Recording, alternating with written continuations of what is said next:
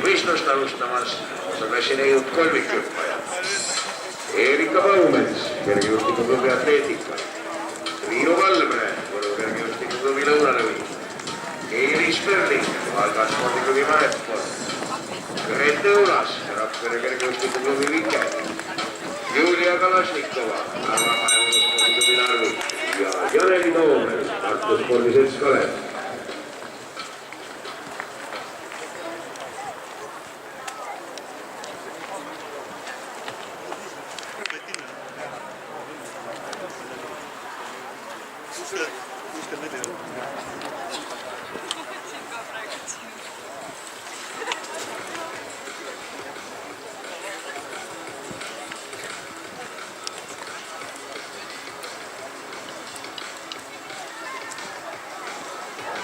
Alentese punastes särkides mehed siis jooksjate ees ja lõpus.